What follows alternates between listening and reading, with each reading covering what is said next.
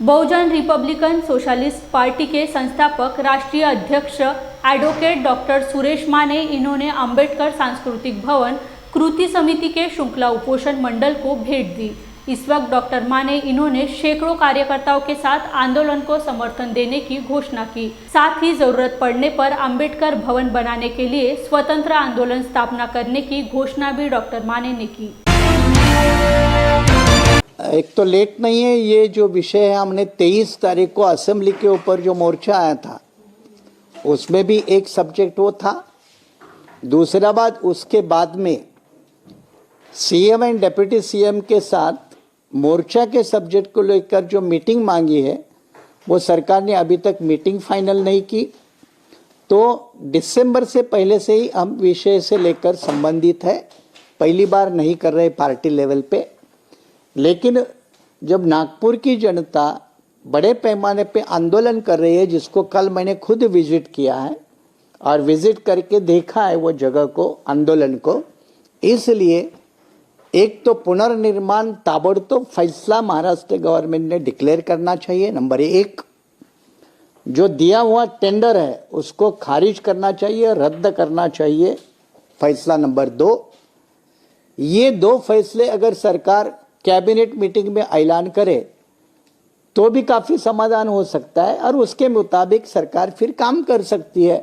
उसके लिए फिर नई प्रोसेस अपनानी पड़ेगी, वो थोड़ा समय ले सकते हैं, हम भी समझ सकते हैं, क्योंकि पुनर्निर्माण एक दिन में नहीं होगा।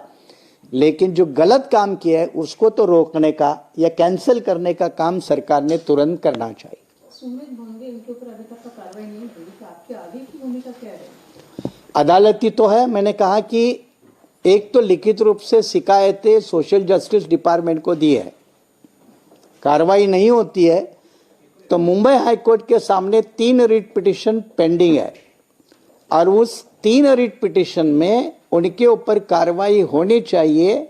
उसके दस्तावेज डॉक्यूमेंट वो रिट पिटीशन में शामिल है और कोर्ट के सामने प्रेयर रखी जाएगी कि फिर इनकी जांच हो।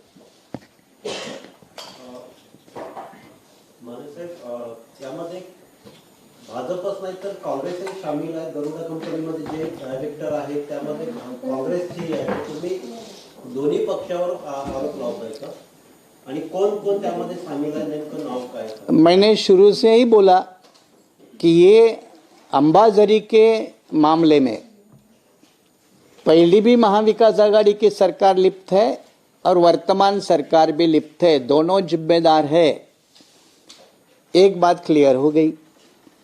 दूसरी बात कि 2017 में जब पहला फैसला लिया तो महाराष्ट्र में शिवसेना बीजेपी की सरकार थी, बराबर, तो वो जिम्मेदार है।